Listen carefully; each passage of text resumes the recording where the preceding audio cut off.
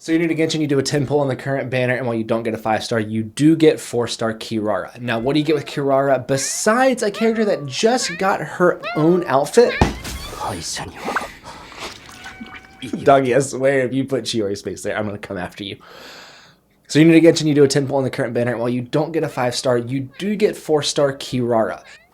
Well, Kirara is a sword-wielding Dendro user who actually creates a shield that can protect your characters, and with some constellations, she can actually be really good at triggering different artifact effects like Deepwoods. And in this video, we are going to look at the basics of Kirara. So just like we do in every single one of these videos, we are going to look at the current build of the current character that we are using in this video. My Kirara is level 50 out of 50. I need to work on that. With 28,700 HP, 900 attack, 174 EM. Crit split 15/99 with 121 ER. Her weapon is a level 80 Dot Cans Assistant. I did get an extra one during the last banner. Two piece on the artifacts for HP. Constellation C6. I was able to get C6 while getting C2 Nilu. Talents 155. Now we're going to look at her passives first. So her first passive is going to be when she is in the Urgent Necoparcel state of her Meowteor kick. Basically what this does is that it allows her to reset her shield, and it will kind of I'm trying to think of a good way to do this. It will refresh the skill. I don't know if I use the word refresh, but that is the best word, is that it will help refresh the shield. So that way, whenever you have to, it has to be in the hold mode, and whenever you hit an enemy, it will refresh the shield. So if she takes a ton of damage on one of them, you can hit an enemy and then it will refresh it. It only works in her hold mode when she's in the cat box of terror and doom mode, which we will look at whenever we look at her skill. But all of this text basically means that you can just refresh it and kind of get a new shield. Because I don't believe that you'll be able to get her HP as high as some other characters like Layla or Zhongli. And her second passive, which my Kirara has not unlocked yet, for every 1,000 max HP she possesses, it increases the damage dealt by her Meowteor kick by 0.4% and the damage dealt by her burst by 0.3%. So we just want to get her max HP super high, right? We want to invest HP into Kirara, which is good because her shield also scales off of HP. So let's go look at how her normal attacks, her skill, and her burst work.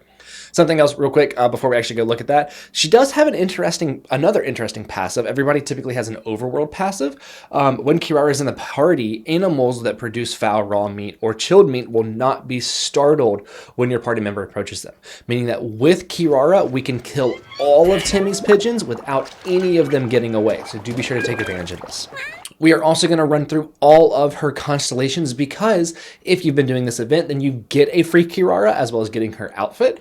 And so if you did pull her on the banner, it means that you would have C1.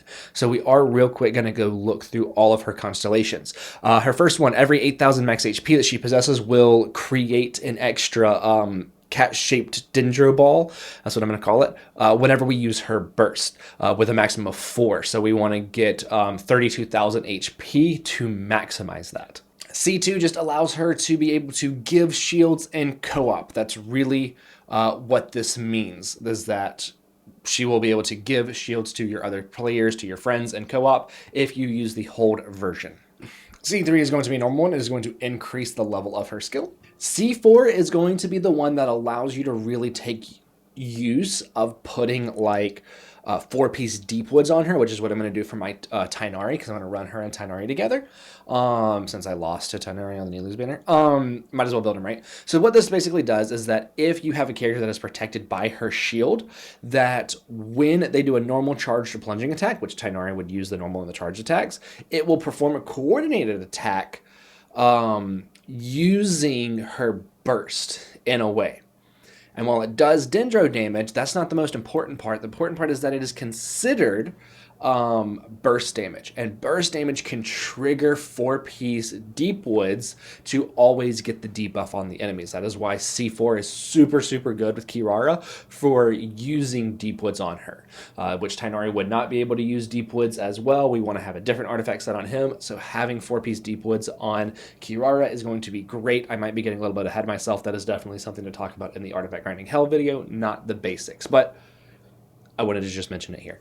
C5 is going to be a normal one where it's just going to increase the level of her burst. And C6, all nearby party members will gain 12% elemental damage bonus for all of your elements after she uses her elemental skill or burst. So again, she is going to be buffing your party. This is another really, really good constellation because it means that your entire team will increase their elemental damage by 12%, which is really, really good. Now that we have all of that stuff out of the way, let's go look at her normal attacks, her skill, and her burst. So her normal attacks are going to be not normal.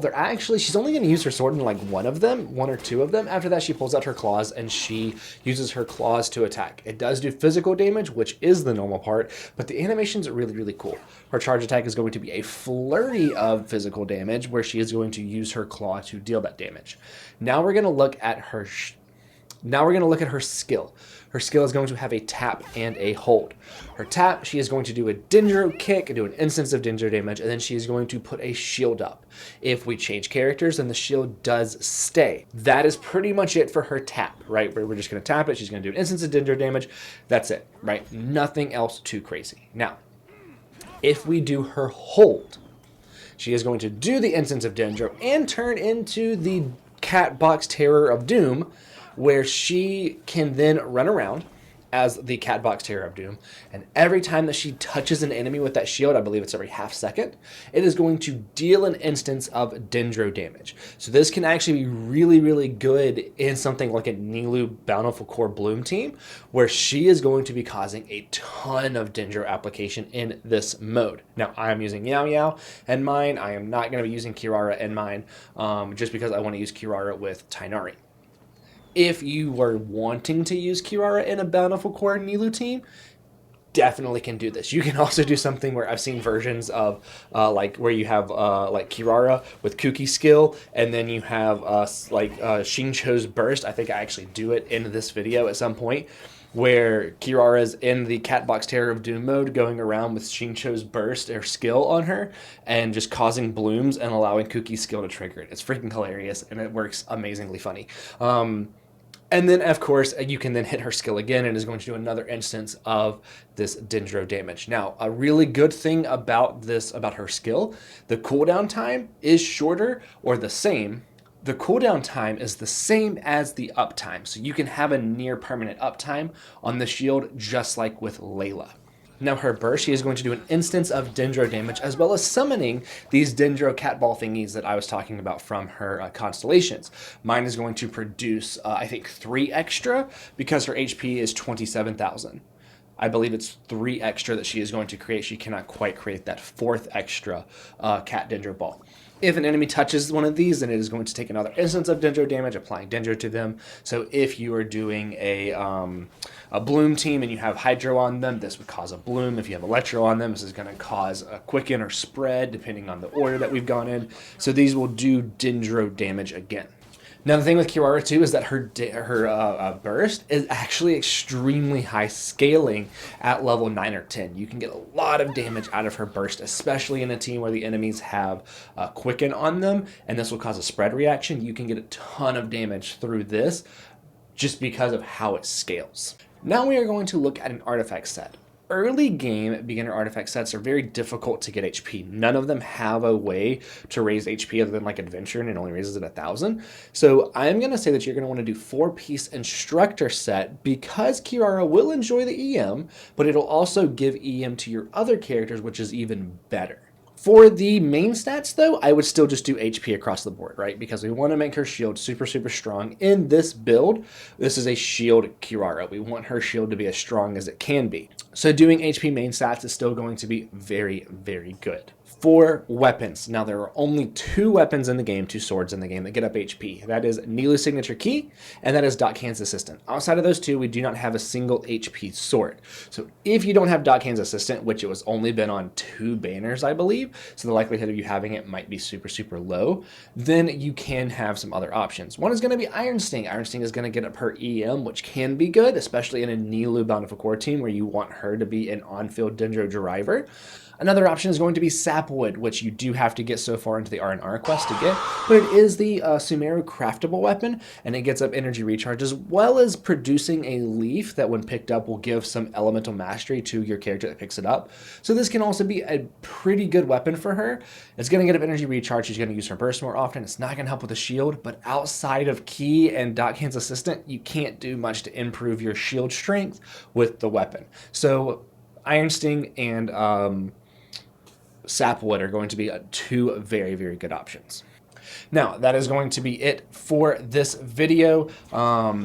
While what's going on behind me is like a version of my Alhaitham team where I thought about putting Kirara in, I'm actually not. I'm going to be using Kirara with Tighnari, Fischl, and Beto to do a full spread aggravate team, and that is going to be really, really good. Now, she and that team, like I've been saying this whole video, is going to have 4-piece Deepwoods on her because I do have C6. And in the next video, in the Artifact Grinding Hell video, we are going to talk about how that will work, because I did not talk about the coordinated attack in this video. I will bring it up in the next video. So if you have any questions on her basics, do be sure to leave it down. So if you do have any questions on her basics, do be sure to leave it down in the comments. Myself or someone else will be sure to answer it, and I'll see you in the next one. So you're new to Genshin, you do a 10 pull on the current banner, and while you don't get a 5-star, you do get 4-star Kirara. Now, what do you get with Kirara besides a character that just got her own outfit? Doggy, I swear if you put Chiyora's space there, I'm going to come after you. So you're new to Genshin, you do a 10 pull on the current banner, while you don't get a 5-star,